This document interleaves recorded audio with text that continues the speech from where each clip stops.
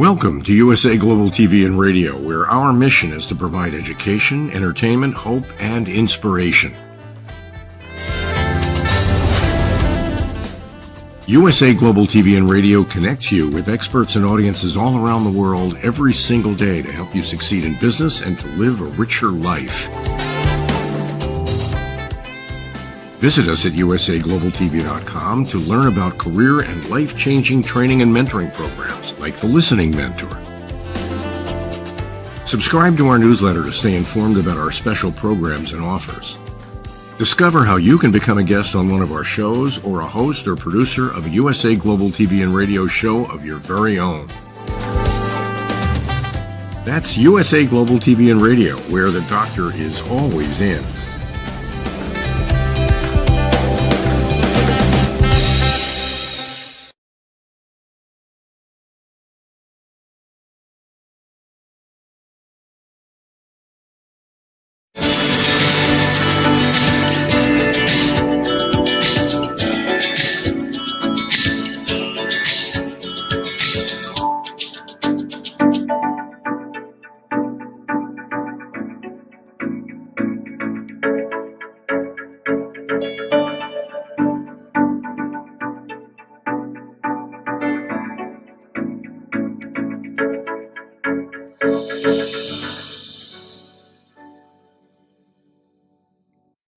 Hello, beautiful soul family, and welcome to Weekly Wisdom and Insights, your home for spiritually guided transformation and empowerment. I am your host, Dearjames, and together with the unseen, Spirit, Source, and Symphony, we look at the current energies, the intuitive wisdom and insights, and we go as guided. And we begin this episode, it's all about Venus, and you will see Venus, Mary Magdalene, the Divine Feminine, and this call to action. But before we get into that, welcome Kiki, welcome Alicia. Let's take a look at our main energies. So we're looking, we've got double ones, the creative, initiate, because of course January is a 1 month and 2026 is a universal 1 year. We're working with hexagram 14, great possessing, shine, that it is this time to shine. Welcome Olivia. And of course 7, this legions, army, correct discipline, that we all always have everything that we need in any given moment. So let's take a look, and this is going to be just so exciting. We're working with the Venus enters Aquarius chart. It's coming up on the 17th of January, and these first 90 days of 2026 are incredibly powerful astrologically, major shifts. So we've been talking about this. Neptune on 1/26/26, Neptune re-enters Aries. It will stay there as we move forward. It's followed by Saturn entering Aries in early mid-February. They'll co-present. And then we have the first 2 eclipses, a solar eclipse on the 17th. We change from the snake, the wood snake, to the fire horse on the 17th of February. And then we have the partial lunar eclipse on the 3rd of March. It's just, there's one kaboom after another. Well, here's Venus enters Aquarius. And back on March 22nd of 2023, it was number 4. Let me just bring this back up here for a second. It was number 4 and 5 in that show. And it was the fact that Mary Magdalene takes the lead, takes the helm. And number 5 was, the quote from the Japanese Admiral Yamamoto, who planned the attack on Pearl Harbor. And the quote is, "I fear all we have done is to awaken a sleeping giant and fill him with a terrible resolve." This is all about divine feminine awakening, the awakening to that. And this, how Mary Magdalene takes the lead. So let's take a look. Venus, we're going to connect Venus, Mary Magdalene, and the Holy of Holies. But let's just take a look. I'm going to bounce back to this astrological chart. Well, the minute I saw this chart, again, intuitively, I kept hearing ZORRO. And 2026 is the great awakening, the great unfolding. So, Zorro. Zorro is Spanish for fox, a word implying cunning, cleverness, and slyness, famously embodied by the masked vigilante hero created by Johnston McCulley in 1919, who fights for the oppressed. His character in U.S. Westerns wears a black mask to hide his real identity when fighting evil, and is Hollywood's first swashbuckling hero. He wields a cape and a sword with panache and announces his presence by slashing the letter Z on a wall with his sword. Like the legendary English outlaw Robin Hood, Zorro robs from the rich and gives to the poor. So we have this beautiful chart. Again, it was just Zorro, Zorro, Zorro. And then, why? Well, because we're looking at these, and you see the 3 slashes, of Zorro on the astrological as above, so below. It's because we're working with the Sun, Venus, Cazimi, then Venus, Mars conjunction, divine feminine, divine masculine coming together, then the Sun, Mars, Cazimi, and then upcoming Venus enters Aquarius. And I'm going to tie all of this together throughout the episode. But the point is that we have this, kind of robbing from the rich, giving to the poor, and how, but this is about rebalancing and how the divine feminine, the innate goodness in all of us, and where that has been oppressed and suppressed and maligned for millennia, returns, rises, takes the lead, comes back to the fore. And who's doing that? Mary Magdalene. I'll explain that in a moment. I want to jump to really quickly it's Proverbs 25:28. A person without self-control is like a city with broken down walls. And then this is from hopehealingwords.com. What a picture this verse gives. When someone lacks self-control, they can bring a lot of destruction to those around them, like a city without walls. During biblical times, the cities had walls around them to protect them from other armies trying to conquer. If the walls were broken in any area, then it was useless and they could be easily conquered. This is what it is like for someone who lacks self-control, even just a little bit. Think of this verse and the opposite of someone who lacks self-control. Someone who allows the divine to be in control. Self-control builds up protection like a city with strong walls. When you have self-control and allow the divine to lead you, you have peace within yourself, just like a city will have peace within its fortified walls. And this correlates to hexagram 14, which is known as great possessing, shine, and how humility, authenticity, and is the actual basis, the foundation of self-control, self-discipline, and how that radiates and multiplies and amplifies in the most positive, empowering way, because it's being done from a place of purity and strength because of self-discipline, self-control. So we begin with that. Well, let's jump into our main theme. And our main theme is Mary rising, the Holy of Holies, a call to action. And you're going to hear this phrase, a call to action, a spiritual call,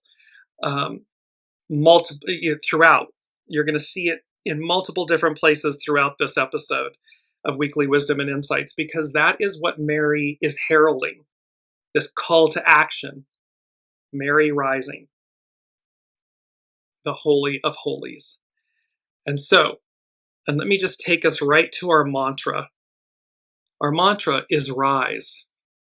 Spiritually, rise means to awaken, renew, and elevate, moving from a lower state to a higher one, symbolizing overcoming trials.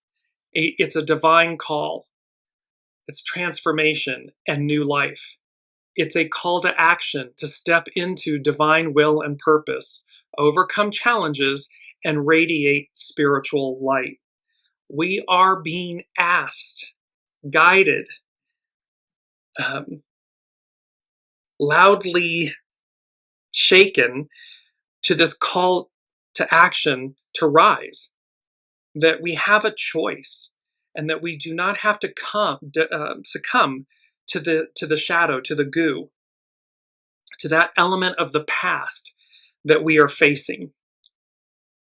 We need not double and quadruple down on that.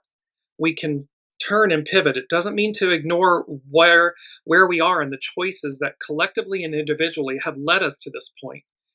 However, it's a call to action that says, rise, great possessing, shine your light, make better choices, different choices.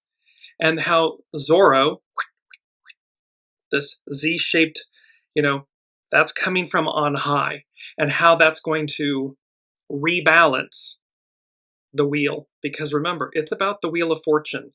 2026 is a 10-year, which becomes a 1 year.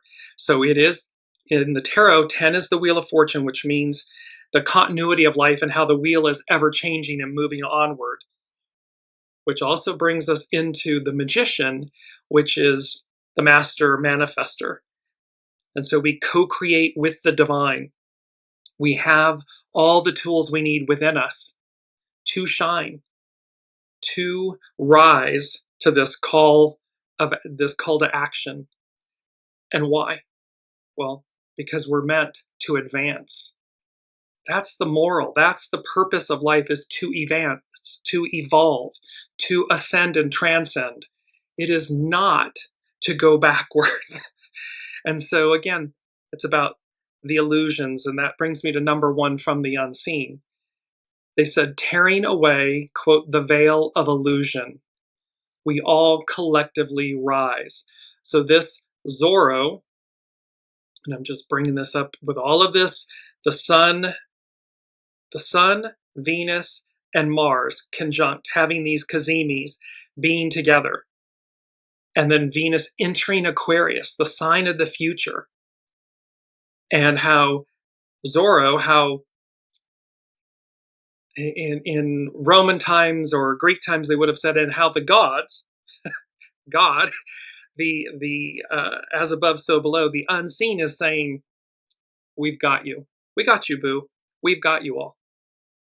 And it's number 3 from the unseen is ZORRO. Takes a bite out of crime. Bigly. There's a pun playing there. So ZORRO takes a bite out of crime. Bigly. 3 exclamation points. And then 3 slashes. So there may be 3 major events that take place, that transpire. Decisions, actions, people finally rising to push back. That takes a bite out of crime, out of the goo. And that takes a bite out of crime is McGruff. It's the, pardon me, let me put my specs on. The crime dog slogan. It's from the National Crime Prevention Council in 1980. This take a bite out of crime, and it's the McGruff crime dog. Well, that immediately went into number 4 of the unseen from them. And I heard Canis Major, that's the constellation Canis Major, Sirius A. Sirius A is known as the dog star. It's the brightest star in the night sky. And Sirius A sits at 14 degrees Cancer. So let me just bring this the astrological chart back up. And so here's Jupiter, the great benefic, is at 19 degrees Cancer. So Sirius A and Jupiter retrograde are sitting, they're conjunct, they're next to one another. And they are directly opposing the moon, Mercury, Mars, and the sun. So they're playing this pivotal role, this ZORRO aspect of how they're going to illuminate. It's going to illuminate what's been hidden. It's going to take a bite out of crime. It's going to level the playing field is what I'm hearing. This kind of reset. Remember, it's a hard reset, this hard reset. And that in essence, no matter how you try to create evil and chaos and discord in the world, there is a higher power in charge. There is a higher power that can wipe out. Again, if that Proverbs, if you're not utilizing self-discipline, self-control, well, then, a person without self-control is like a city with broken down walls. And so the unseen is making it very clear. We're stepping in. We're in control. And while everything is purposeful, everything plays its part in its role, so that we see, is this, individually and collectively, is this the world we wish to live in? And when that answer is a resounding no, it's not. We want what's on offer before us. Well, then it's a call to action. We must all rise to the moment, to the occasion. It's number 2 from the unseen. One for all and all for one. And then they said divine intervention. Because remember, we're all in reciprocity. So what we do to another, we do to ourselves. What we do to ourselves, we're doing to others. What we do affects the unseen, the other realms of existence, and vice versa. And so this one for all and all for one. And of course, it's a famous saying from the 3, and they put in parentheses 4 musketeers. And so you have this Zorro, Robin Hood, the 3/4 musketeers. There's a theme here about how it's not massive armies. Zorro is one individual, Robin Hood, one individual. The 3/4 musketeers, 3/4 individuals, can change the trajectory of the world positively. So while we're seeing that happen negatively, and of course then it's not just those single actors, there are those that aid and support, right? So big themes here. Mary rising, the Holy of Holies, a call to action. Let me just bring up that image because it is so incredibly beautiful. And you see her scarlet robe, and so forth, being released as she's rising. There's a higher octave. We've talked about this a lot, this higher octave that is available to all of us and that we are ascending to, that we are moving into this Aquarian era, matriarchal era, the divine feminine era, the return of the purity and the reverence and the respect of the divine feminine within all of us. This is not, again, gender-based. There is divine feminine within all of us. And divine masculine, of course, and where are those in harmony and where are they out of balance? And so this Mary rising is about bringing back the harmony and the divine feminine element so that we get into harmony, so that we learn how to speak with one another and treat one another. And first and foremost, we must figure out how to do that with ourselves. So first and foremost, where are we within ourselves? Where are we out of balance? Too much yin, too much yang, not enough? Where are we individually? And then how does that ripple out into our relationships, our communities, our governments, our nations, our world? That's where we are. So we have tearing away the veil of illusion. We all collectively rise. One for all and all for one, divine intervention. And this has Zorro, Robin Hood, the 3/4 musketeers, and how Zorro takes a bite out of crime, bigly. 3 slashes, so 3 major events upcoming.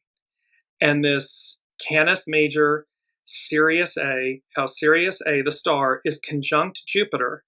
It's known as the dog star. And brightest star in the night sky. It's our closest, so the Canis Major Dwarf Galaxy is our closest galactic neighbor.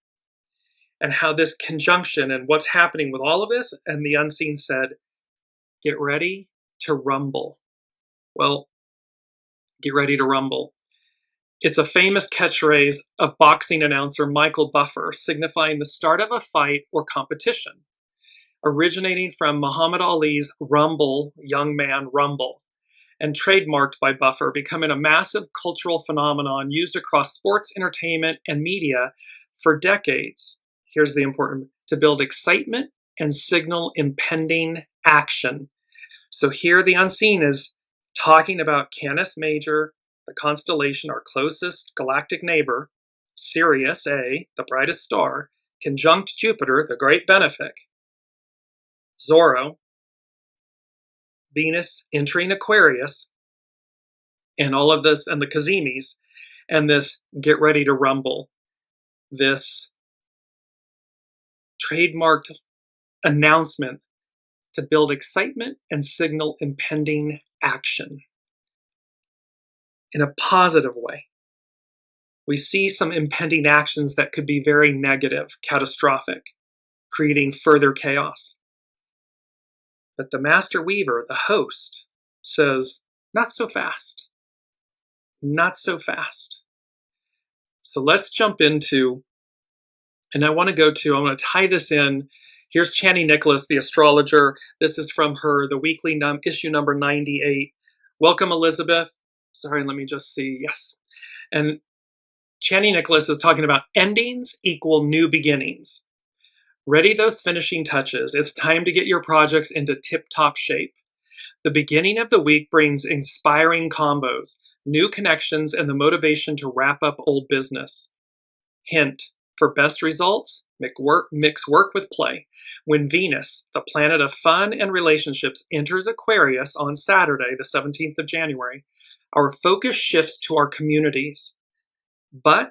And also, Mercury, the planet of communication, teams up with Mars, the planet of aggression, on the same day. So prepare to cut through any tension that builds and say what needs to be said. Sunday's new moon in Capricorn, which we'll cover next week, will help you tie up any remaining loose ends. Allow yourself time to contemplate what's worked and what's tired.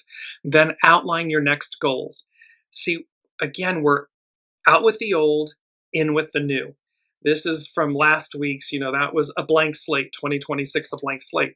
So there's this kind of and we're ending the year of the wood snake. We finish on the 17th of February and enter the year of the fire horse. So in the ending is the beginning, beginning is the ending. So we've got all of this energy. These first 90 days are high octane. So let's bring it back. So I want to go to Gene Key 61. And this is from Richard Rudd, Gene Keys, The Pulse. And Gene Key 61 is known as psychosis, inspiration, sanctity. What if everything in your life were sacred? So in essence, what if we treated everything in our lives as though it were sacred? It would be a different world. We would be different. Gene Key 61 is about inspiration from the higher planes. Mary rising, the Holy of Holies, a call to action, how Mary Magdalene takes the lead. This is the key of sanctity, where everything, even the lowest of the low, is seen and known as sacred. Try applying this to something in your life this week, but always ongoing. And this is a quote from Richard Rudd. Kindness is an extraordinary power. We can speak words of kindness and let that kindness resonate through our voices as genuine feeling coming from inside of us. Open to this possibility. And perhaps together we can tune into the currents of what it means to truly thrive as a species, even in times of change. We are in times of great change. And so we're moving. Remember, this is from psychosis to inspiration to sanctity to the revered. Well, I want to bring in This is, again, continuing with Gene Key 61, and this is from Glinda Hilsenteger, with credit to Alicia Hugevild and Christina Crow. And Gene Key 61, Sanctity. The 61st Gene Key moves from the shadow of psychosis to the city of sanctity, and it is the way of inspiration. We think that the world our mind sees is the world, yet this is not seeing the world created by the heart. This is our civilization. It comes about through greed, lust for power, and fear of death. The world of the shadow frequency. The word psychosis simply means a condition of the mind. So when we begin to move into states beyond the mind, we move into the territory where mainstream consciousness doesn't want to venture. It wants to keep us boxed in. It wants to control the narrative. It wants, the algorithms want to feed us more and more of something. But that's all of the mind, artificial intelligence. It's an illusion. Tearing away the veil of illusion, we all collectively rise. So this is moving beyond the mind into the territory where mainstream consciousness doesn't want to venture. It doesn't go there because science needs to retain its objectivity. And beyond the mind is an utterly subjective terrain. Beyond the mind is knowing. It's the divine feminine. It's your soul source connection. It's the master weaver, the host, the all that is.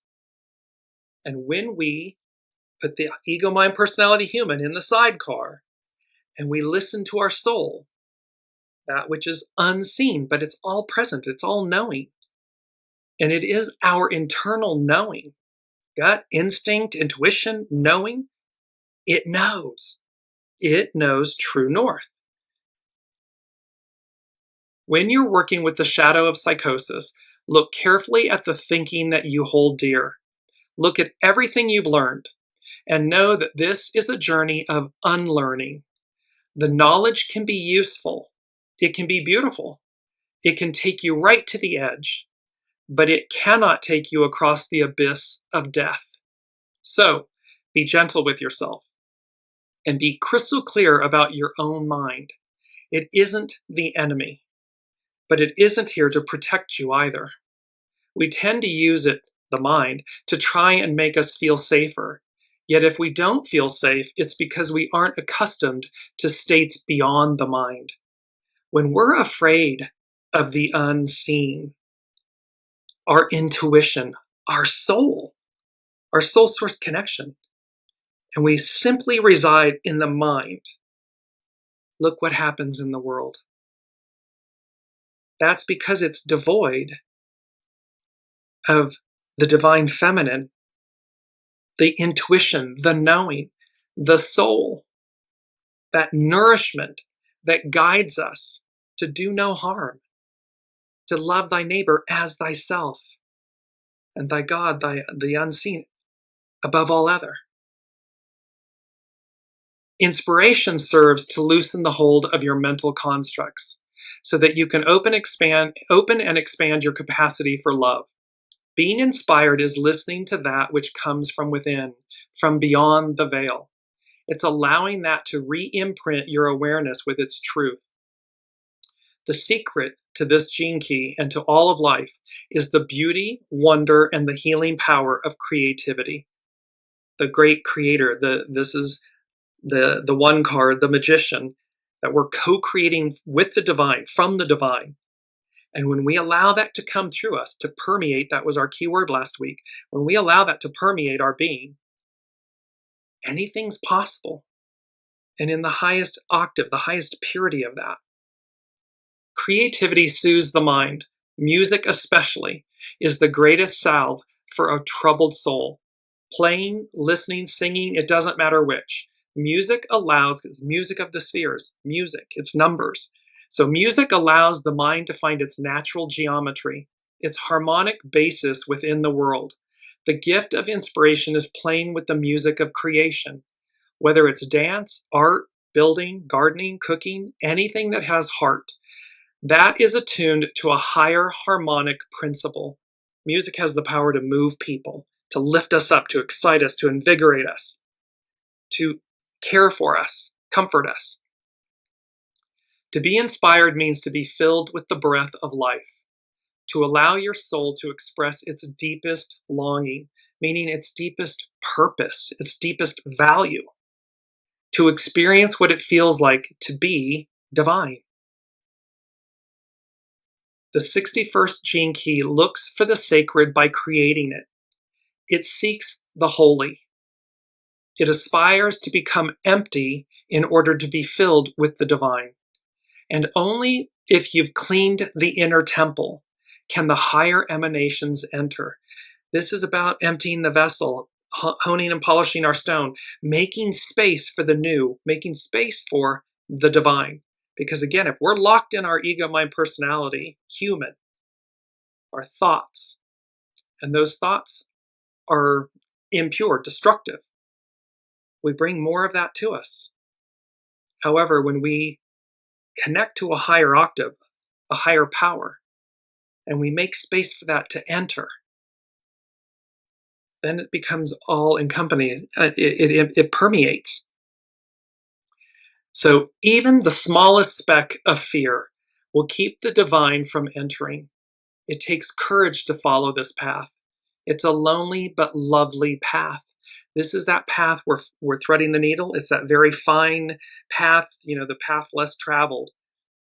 And yet once we hone and polish that, we exercise the soul, we exercise that muscle, it grows in strength and confidence and presence. And so this is that beautiful, and here's something that everybody, when we have, intrusive thoughts or fear, simply stop and say faith. Repeat the word faith. So when you're feeling fear, just keep saying to yourself the word faith, faith, faith, because they cannot coexist. Faith and fear cannot coexist at the same time. So you shift yourself, which means you're shifting your entire energy, your entire octave that ripples out, to choose faith. Or you can repeat the word love. So when something fear-based comes in, repeat the word love. You'll watch how it repels other things away, negative energies and so forth. So faith, love, these types of words. And in conclusion with Gene Key 61, to find wisdom, you must give up knowledge. Wisdom is alive. It's vibrant, wild, spontaneous, illogical, and paradoxical. Anyone can gain knowledge. Few become wise. The higher states are not the goal. It is the integration of higher states that is our destiny. And that demands that we are in our body, healthy, here in the world, as we explore what lies beyond this world that we can see. This is about bridging the two, as above, so below, and how, we walk in human bodies, in human form, yet we are divine. And it's allowing our divinity to come to the fore. Mary rising, the Holy of Holies, a call to action, how she will lead the way, and how she did so 2 millennia ago. Let's get into that. So let's look at Mary rising. And to do that, let's step back. We're going to step back for a second. Apostle to the apostles. Mary Magdalene is called the apostle to the apostles because she was the first person to see the risen Christ and was commissioned by him to announce the resurrection to the male apostles, who initially disbelieved her, making her the first messenger of the gospel's central event, a title formally recognized by figures like St. Thomas of Aquinas and the Catholic Church. She was a devoted follower, a witness to the crucifixion, and a financial supporter of Jesus' ministry. St. Thomas of Aquinas called Mary Magdalene the Apostolorum Apostola, apostle to the apostles, because she was the first person to witness the risen Christ and was commissioned by Jesus to announce his resurrection to the apostles themselves, making her the first messenger of the gospel's most crucial event, a role emphasized by her deep love and perseverance. This title highlights her unique mission as the primary witness and herald of the resurrection, this renewal, establishing her as a model for Christian life and the dignity of women within the church, a status affirmed by Pope Francis's elevation of her feast day. So there's this, and there are key aspects to this, but what we're being shown, what the history shows, is it was Mary Magdalene. It was this woman representing the divine feminine who was entrusted, is the one that was chosen to deliver these messages of resurrection, of new life, of hope. What she did then, she will be doing again. Astrology and so forth, and time, it's not identical, it's cyclical. And so there's this aspect of how she will do what she did then, again, now, for all of humanity, so that we do what? We rise. We heed the message that was offered 2,000 years ago. This is not a religious or Christian, individually Christian message. This is a universal, spiritual, faith-based message that transcends all, because it was made available to all. And so let's get into this even further. So she's a devoted follower, Mary Magdalene. She traveled with Master Jesus and the other women, providing for the group from her own means. So Mary Magdalene was a woman of means, meaning she was wealthy, but also spiritually wealthy. So monetarily or of the earth wealthy, but spiritually wealthy. She's present at the crucifixion and the burial. She's the first witness. And then she is given this title of the apostle to the apostles because of that. It even states in the Bible that she said, I will reveal to you that which the Master Jesus, kept from you to the other apostles. So she was entrusted with this divine knowing. Mary Magdalene's experience highlights the themes of transformation, faithful love, and inner wisdom, inviting others and followers to trust revelation, it's awakening, and inner knowing.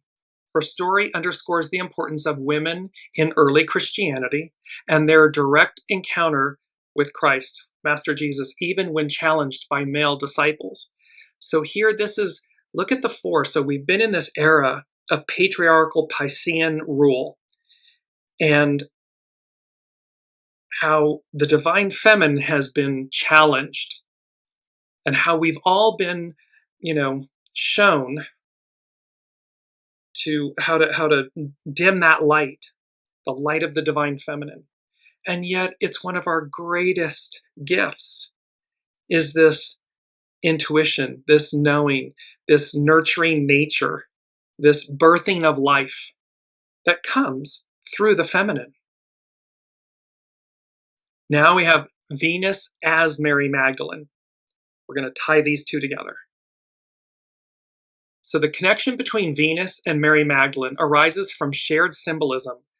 Both represent divine love, transformation, and the light bringer, with artists often depicting Mary Magdalene with Venus-like beauty to show her spiritual rebirth from a fallen state, linking her to classical ideals of female divinity, sensuality, and mystical resurrection, especially in Gnostic and Renaissance traditions, where she embodies both earthly desire and heavenly light. This symbolism ties Magdalene to ancient goddesses Ishtar, Aphrodite, and the planet's celestial patterns, the pentagram, that 5-pointed star. And let me just bring this up. because it's all about, we had this before, Venus, Venus, Venus. Well, this is the flower of Venus, the five-pointed star.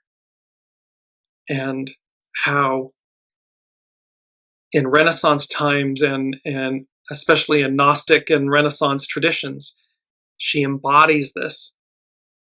And it's the planet celestial patterns, the pentagram. She is known, Venus is known as the morning and evening star, portraying her as a powerful feminine archetype of spiritual awakening and sacred sexuality. Sacred sexuality is the higher octave. It's not the carnal octave. It's the higher octave of the divine union of masculine and feminine. The purity of them, the reverence for them, the harmony of them, the yin-yang of them. Ultimately, the Venus Magdalene symbolism reclaims her as a powerful, light-bearing figure, bridging classical pagan divine feminine mysteries with Christian iconography. So they bridged these, they absorbed them. By absorbing them, they retained them. Key connections, interpretations. Mary Lucifera and the Lightbringer. In some traditions, she's called Mary Lucifera. Lucifera means Lightbringer, connecting her to Lucifer, the ancient Roman name for Venus, the morning star. In Gnostic texts, she's seen as a vessel for spiritual wisdom, Sophia, embodying the soul's ascent from illusion, or tearing away the veil of illusion. We all collectively rise. So she's seen as a vessel for spiritual wisdom, known as Sophia, embodying the soul's ascent from illusion, the Venusian realms, to divine wholeness. This is all bringing us about, and the orbit of Venus creates a five-pointed star, a pentagram on Earth, linking her to ancient wisdom and the petals of Venus, symbolizing the divine feminine cycles. During the Renaissance times, we had the troubadours, and this reverence, great reverence for the divine feminine. It was in pockets of places in southern France, in the Occitane region, and places, and all where the Cathars and the Templars were, and so forth, where they knew and understood a higher octave of the divine feminine. And yet, the powers that be at the time snuffed it out, suppressed it. Now we're at the end. We're at the end of the Piscean era, the patriarchal era, and the beginning of the Aquarian matriarchal era, where this Mary rising, the Holy of Holies, a call to action, is rising within us. We're seeing it. And number 5 from the unseen, they're saying lead by example. And then the song, the lyrics from Celine Dion, it's all coming back to me now. We had this a few shows ago. It's all coming back to me now. And this call to action, in that when Neptune enters Aries, Saturn follows. Major cycles are beginning anew. I mean, multi-year cycles are beginning anew. So this is lead by example. It's all coming back to me now. The awareness of all of this truth, the veils of illusion being torn away, Mary rising. And what the unseen is saying is it's going to awaken within us. We're going to know it, feel it, think it. It's going to permeate our being with this awareness, with this truth. As we watch the dogma of the past, these illusions fall away. This is not to demonize the masculine or the men in the world. That is not the moral of the story or the point.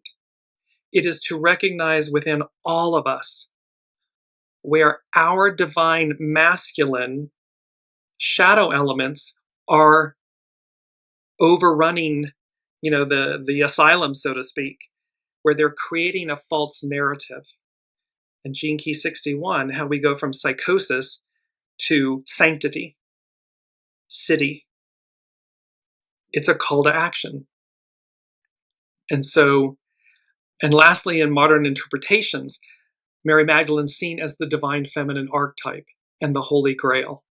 embodying resurrection, rebirth, and the coming goddess epic, which is a Venusian mysteries focus. So there's a coming epic, a goddess epic. It's a divine feminine era epic. And we're all being called to rise to the occasion. So here is Venus, Mary, rising. And this ties into our mantra again, rise. And I just want to bring that up really quickly because the mantra rise, there we go. So spiritually rise means to awaken, renew, and elevate, moving from a lower state to a higher one, symbolizing overcoming trials, a divine call, transformation, and new life. It's a call to action to step into divine will and purpose, overcome challenges, and radiate spiritual light. So I know we just had that, but I wanted to repeat it because it also goes into our key word. And our key word, and I'm going to come back to Mary Magdalene. And our key word is transcendence. And look at that radiating gold within. Transcendence, existence or experience beyond the normal or physical level. Experience that goes past normal limits or the ability to achieve this. The act of rising above something to a superior state.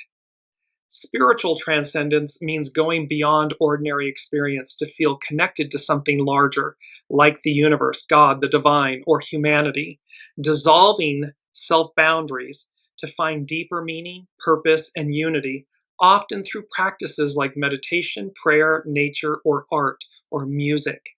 It's a shift in perspective from the limited self to a vast, timeless awareness, fostering feelings of awe, peace, and interconnectedness. So we have the beautiful rise, and we have transcendence, and we have Mary rising, the Holy of Holies. So let me go back to and complete Mary rising, the Holy of Holies. So again, spiritually, Venus, being Mary, rising signifies an awakening of the divine feminine, embracing beauty, love, pleasure, and self-worth as powerful forces, moving beyond superficiality to embody softness as strength. So we don't need to roar. We don't need to over-exercise our divine masculine. We can just be in resonance, in balance, in harmony. Know when to speak, meaning when to, hey, set a boundary, and when to just simply be. We don't have to yell and scream and run roughshod over others. So it's moving beyond superficiality to embody softness as strength, integrating sensuality with spirituality, and honoring inner cycles of growth, surrender, and rebirth, often seen as a call to reclaim one's authentic power and connection to the sacred. Mary rising, the Holy of Holies, a call to action. See, it's a call to reclaim one's authentic power and connection to the sacred, to the divine, to the unseen. It's about finding spiritual resonance in art, nature, relationships, and self-care, aligning with Venus's journey as both morning and evening star, symbolizing transformation and inner knowing.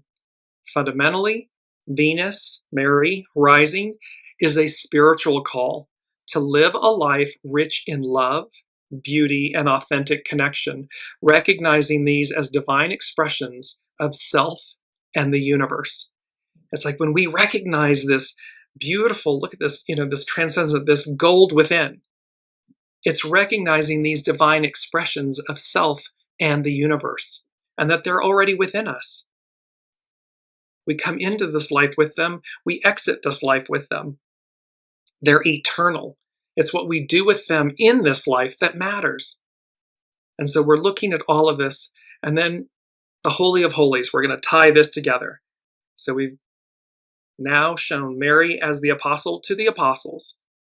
She's like the prominent figure that announces the resurrection, the risen Christ. And that message was about rebirth. renewal, a higher octave, something greater on offer. So here's the Holy of Holies. The Holy of Holies, the Kodesh HaKodashim, was the most sacred inner sanctuary of the Israelite tabernacle and temples, representing God's dwelling place on earth, separated by a veil and housing the Ark of the Covenant.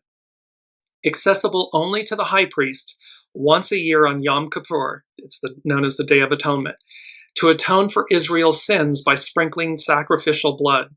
It symbolized the barrier between a holy God and sinful humanity, a barrier Christians believe was torn by Jesus' death, offering direct access to God, to the divine. And remember, this is where the famous, where Master Jesus went in and he turned the tables at the temple, because the outer courtyard, which was meant for the Gentiles, was filled with bazaars. It was a bazaar, so it was filled with traders and mercantile, instead of allowing the Gentiles to be in the presence of God. And he says, I believe it's the Philistines, he was saying to them, you bar from the people what is not rightly yours. The message that Master Jesus had 2,000 years ago, this tearing the veil of illusion being torn away, and in this is that you have a direct connection to the divine, to God, to the Father, to the divine, the master weaver, the host.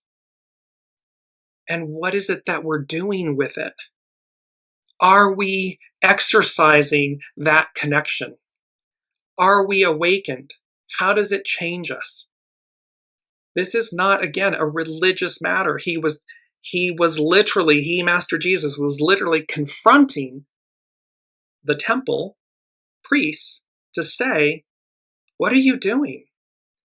And there's many verses that talk about go and pray in your closet, not in public and so forth. This isn't something for, that because you attend something and you're doing something in a certain way, that you understand that connection, or that you are utilizing it or harnessing it in the most pure and powerful manner.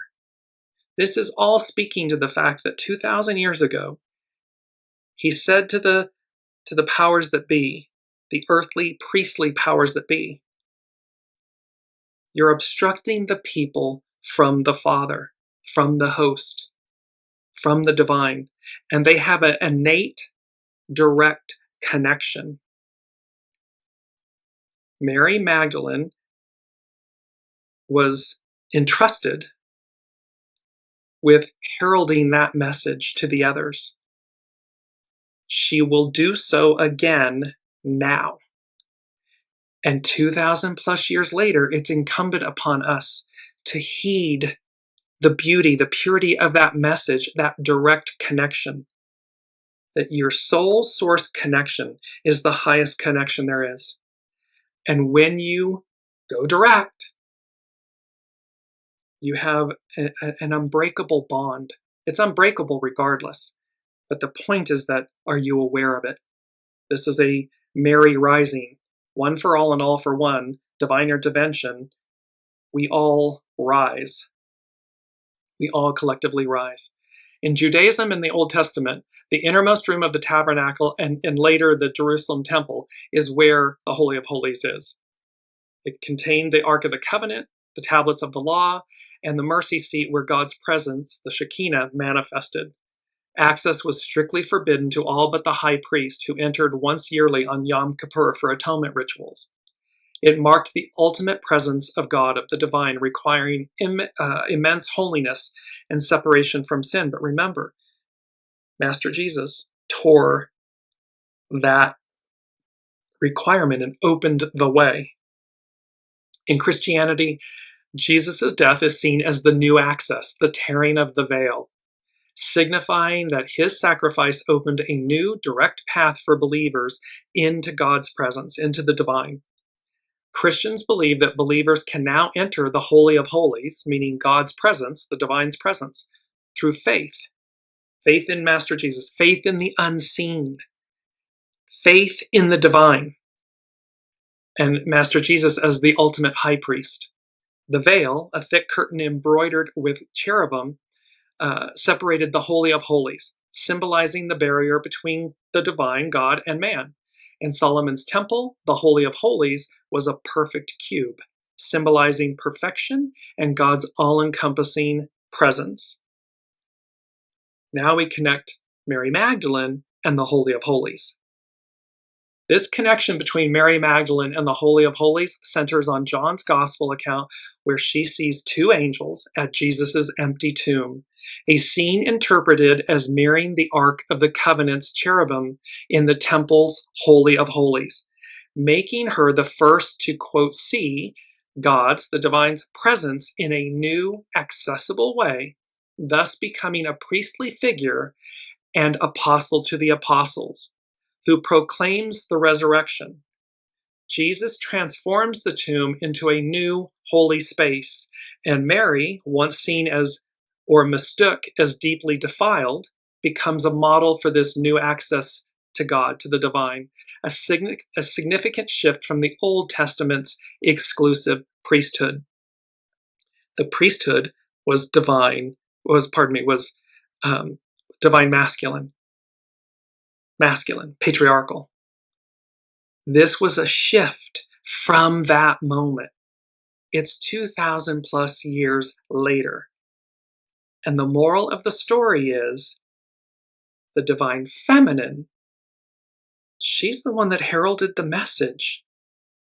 She's the one that led us to this awakening, this possibility. Yes, by all means, it is Master Jesus, the Son of God. Yes. Without it, it all doesn't happen. And yet the divine feminine, the knowing, is what spreads the word, the awakening to this direct connection to God, to the divine, to the unseen. And so the tomb is the Holy of Holies, the empty tomb where Jesus' body lay becomes a new sacred space, a new Holy of Holies. The two cherubim, the two angels at the head and foot of where Jesus lay directly recall the two cherubim of the Ark of the Covenant, between which God's presence dwelt. Mary's priestly role. By seeing this vision, Mary Magdalene assumes a role similar to the high priest who alone could enter the Holy of Holies, but now for all believers. For all believers of the unseen, for this higher octave of being. She becomes the first person to see the risen Christ and is commissioned to announce his resurrection, fulfilling both priestly, seeing the holy, and prophetic, proclaiming roles. And then she's finally honored. Pope Francis finally honors her by acknowledging her title of apostle to the apostles, and recognizing her pivotal role in announcing the resurrection, a task traditionally reserved for the apostles, men. And this, of course, it's not a hidden understanding or secret. Look at the empowerment and the power of the divine feminine. And so when you're in fear or afraid or don't wish to share that power, that empowerment, you malign, you oppress, you suppress. And that's where we've been. And we're disconnected from that intuition, that knowing. It's greatly diminished. Well, Mary rising, the Holy of Holies. And it has symbolic significance. In the new covenant, Jesus' resurrection redefines holiness, opening up direct access to God, to the divine, symbolized by Mary's experience at the tomb, moving beyond the restrictions of the Old Testament temple. Mary's story highlights the transcendent themes of love, forgiveness, and transformation as she moves from a figure associated with sin in later traditions to the primary witness of Christ's new life, our new life. And so again, what she was entrusted with, empowered with, then the unseen is saying, here it comes, she will do so again. And that this time we heed the message, leading by example. It's all coming back to me now. This awareness of the truth. Number 6 from the unseen, they said, I heard the lyrics, hey sister, go sister, soul sister, flow sister. It's the lyrics from Lady Marmalade. And they said, demeaned and diminished no longer, the divine feminine restored. And the spiritual meaning about, pardon me, I'm looking, here we go, sorry. About Lady Marmalade. It carries a spiritual meaning centered on female liberation, empowerment, ownership of desire, and solidarity, meaning soul sisters, stemming from its origins as a song about a New Orleans prostitute, but evolving through its iconic versions into an anthem of unapologetic self-expression, particularly for women of color, changing societal norms. It speaks to claiming one's narrative, embracing sensuality, the intuition, the knowing, the divine feminine, and a powerful, almost primal connection between women. And so again, this is where the pendulum has swung so far one direction for so long. The natural, not outcome, but, you expect the pendulum to swing wildly to the other side. And this is where I say again, it's so important for us to heed the message that the divine feminine and the matriarchal era, the Aquarian era is about harmony, balance, unity, oneness, where the two, the divine masculine, the divine feminine, are in unity and harmony with one another. It is not, pardon me, the divine feminine over the divine masculine. And so we must address the fear, we've got to address the elephant in the room, where the divine masculine, who's been in charge for 2,000 plus years, is threatened, feels threatened. And for those that are, gendered female, recognize how that fear of the divine masculine creates. It's within us. It does not matter that your gender is female in this lifetime, because that divine masculine fear resides within all of us. So how do we bring them into unity and harmony? That's what's most important. And so we have this number 6, the Lady Marmalade, hey sister, go sister, soul sister, flow sister, and how the demeaned and diminished no longer, the divine feminine restored, it rises. And lastly, I want to jump to, we have 2 more things. I'm mindful of the time, so I want to get this all in because it's such a big show this week. And this is from astrobutterfly.com. And she's speaking about Sun conjunct Venus and Mars. All is fair in love and war. And this is an excerpt from this. And I'll post all of these on the Dearjames Facebook page. Behind the scenes, something important is resetting. Between January 7th and January 9th of 2026, we have a rare triple conjunction between the Sun, Venus, and Mars in mid-Capricorn. This is the turning point in Venus's synodic cycle, when Venus shifts from a morning star to an evening star. On January 9th, the Sun conjuncts Mars, initiating a brand new 2-year Mars cycle. The geometry of this configuration is spectacular. We won't see anything in the sky with Venus and Mars too close to the Sun, that's the Cazimis, and therefore invisible. So the divine masculine, the divine feminine, Mars and Venus, conjunct each other, conjunct the Sun, makes them invisible. Yet there is something serious, yet there is some serious Game of Thrones type twist happening behind the scenes. What might look like a celestial agreement, Sun, Venus, and Mars all aligned, is actually much more complex, with new beginnings and endings happening simultaneously. Let's unpack this. We'll start with Venus. When the Sun is conjunct Venus and Venus is direct like it is now, we have a so-called superior Venus conjunction. This is the quote full moon, or better said, the full Venus phase of Venus's 584-day cycle, a culmination or turning point where something about our values and relationships reach a peak and then matures into a new phase. Basically, Venus hits a climax point in her story. After wandering the early morning sky, doing her own thing, Venus is now connecting with the sun, our life purpose, and being brought into conscious alignment with it. Let's drop the nonsense. This is what I actually want.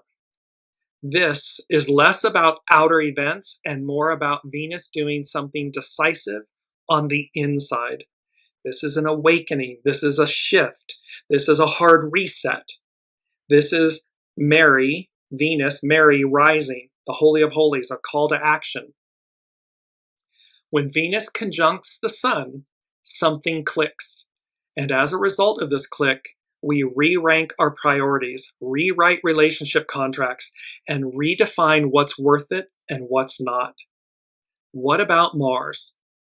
Mars's cycles are about how we go after what we want, because remember, it represents the creative force, the divine masculine. Mars cycles are very important because they describe what we are actually doing in the real world. When Mars is reborn with the sun, our instincts reset, and we feel motivated to start again with a new set of goals. A Sun-Mars conjunction, Cazimi, marks the beginning of a brand new hero or heroine's journey, a time to start fresh with new intentions and make new commitments. So you see how this is all aligning, like there's a new year. Then there's the switch from the Chinese New Year, from the wood snake to the fire horse.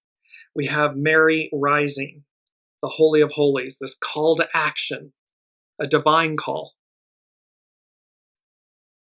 astrobutterfly.com, Sun, Venus, and Mars. What's especially interesting is that right now the Venus and Mars cycles overlap, creating a triple Sun, Venus, Mars conjunction. This triple conjunction is not, is not accidental, but part of a pattern. Venus-Mars conjunctions form a broader 32-year rhythm. Each conjunction belongs to a series, and in the midpoint of each series, there is a Venus-Mars-Sun conjunction. So we've got a 32-year cycle or rhythm, and then in the middle of it, they come together. New series begin in a Venus-led way. She's calling the shots. The whole cycle is basically rooted in these Venusian values and desires that have been stirred inside of us. Pardon me. So the Sun-Venus-Mars conjunction is the midpoint checkpoint in the Venus-Mars story, where the relationship between desire, Venus, and action, Mars, is recoded through the sun. It's reborn. It's our mantra, rise. It's that phoenix. It's like the phoenix rising of Venus and Mars in this relationship and what it means. However, in this dynamic, in this 32-year rhythm and cycle, Venus is calling the shots. The divine feminine is calling the shots. What might look like a celestial agreement, Sun, Venus, and Mars all aligned, is actually a high-stakes, behind-the-scenes rewrite. Venus is at a turning point in her cycle. Values, desires reorient. Mars is at the start of his cycle. Will and action reset. Venus and Mars meet. The lover and the warrior renegotiate the terms. All of this unfolds under the sun. Identity and purpose become the arbiter. The sun is our identity and life purpose. So this checkpoint is a reality check, clarifying how our wants and desires need to be adjusted if they've become misaligned, unrealistic, or out of touch with a deeper purpose. Well, that's exactly what's happened. We've been misaligned, out of touch with our deeper purpose, our deeper truth, and our deeper knowing. And thus, it's time to rise. And here comes that hardcore reset, that renegotiation. between the divine feminine and the divine masculine. From this adjustment, Mars then takes the lead, translating revised values into action and taking the necessary steps to make these recalibrated goals and desires real. So the divine masculine receives what the divine feminine, here's the plan, and then we harness that creative force, that divine, the purity of the divine masculine, to go make it real. The conjunction between Venus and Mars is incredibly important because Venus is the feminine, yin principle, and Mars the masculine, yang principle. When the two meet, creation becomes possible. Something that didn't exist before takes shape through this chemical reaction, this coming together, this higher octave. The Sun-Venus-Mars conjunction is in Capricorn. Capricorn is the part of the zodiac where the rubber meets the road. Goals, systems, deep commitments, contracts, status, and long-term consequences. When the Sun, Venus, and Mars meet in Capricorn, we become more driven and motivated to clarify our personal wants and desires and find ways to manifest them in the real world. This is when our sense of drive and achievement is at an all-time high. So all of this is occurring in Capricorn. So we have, and Elizabeth is saying, is this similar to staying in a peaceful patience or applying inner peace through each action? Possibly both. Yes, we are threading this fine needle between the past and the present future. And it is the path less traveled. And so we're at this moment where it's not to do nothing, in other words, just completely do nothing. And it's not to run roughshod and aggressively advance. It's that peduncle, it's the threading of the needle, it's that very fine path that few travel that says, I'm actively listening to the unseen, to my soul source connection, so that when I strike with the iron being hot. I don't run out and do something that I have to undo, and I don't do nothing so that the opportunity passes me by. I'm walking this very fine path. And what they keep showing me, it's almost like the walls. We had Proverbs, the Proverbs 25-28, about the walls of the city. Well, around the walls of ancient cities are the walking paths, where you could walk the perimeter. So they're showing me this very narrow, or like the Chinese wall, the Great Chinese Wall. It looks, when you look down on it, on topography, it looks very fine and narrow. And there's the vastness that's out beyond it. That's the image, is this image of walking a very narrow, fine path to rise, to be delivered. And so however you stay in harmony and pace and peace with that. So again, faith, love, anything that balances you to stay in the mindset of that you're walking that fine path, and that you do so with willingly, with exuberance, with faith and determination and commitment, knowing that you will be delivered exactly where you need to be. That is what all of this is speaking to, and that Mary, Master Jesus, all of everything that happened 2,000 years ago is being brought to the fore for us to heed the message of what was on offer then. But we've somehow diminished it and delayed it and oppressed it and suppressed it and given that power away. When Master Jesus said 2,000 years ago to the priests of the temple, what are you doing? You're barring from the people, you're keeping for your own empowerment, your own lust and power and greed. You're barring from the people what is rightfully theirs. What's rightfully yours is the Father, the Master Weaver, the host, the unseen, the divine, that direct connection. And how when you come into alignment with it, it's a game changer, period. I just want to close with 3 of our quotes. We didn't get to This is from divination.com, or pardon me, the master at divination.com, but it's from the master. And it says, do not play the host, but become the guest. This is about soul source connection. And you see how the lotus is wide open and radiating this vitality because of its connection to the divine, to the sun, to source. And these two quotes are from divination.com.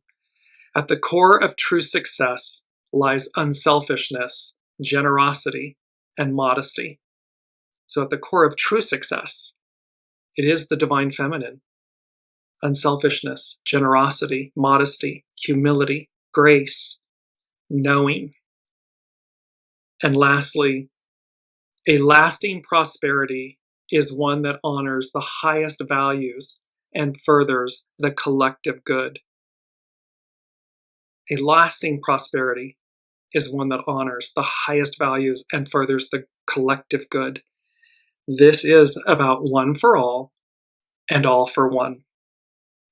The Aquarian matriarchal era. Pardon me. And so I'll leave you with number 7, which is number 7, and from the unseen. And of course, 7 represents the foundation of God's word, of the divine's word. And it represents divine perfection, completion, and fulfillment. This isn't just commentary. This is a promise fulfilled. It's the foundation of all. And that is where we find ourselves in this second week of January, which is the 14th of January. Well, it's divisible by 7. And last week was January 7th, a 7. This culminates in a 7. So we have this trifecta statement about the foundation, pardon me, of the divine's word. This divine completion and fulfillment, or deliverance. And just going to pop this back up because I love it. ZORRO, watch how this Sun, Venus, and Mars conjunction, and how Venus is in charge, and the Mary rising and the Holy of Holies, a call to action. Watch how ZORRO takes a bite out of crime bigly. Watch. And be ready. All right, we will see you all next week. Thank you for your presence, your comments, your likes, your shares, your subscribes. All of this helps Weekly Wisdom and Insights in the channel and everything. So until next week, we will see you then.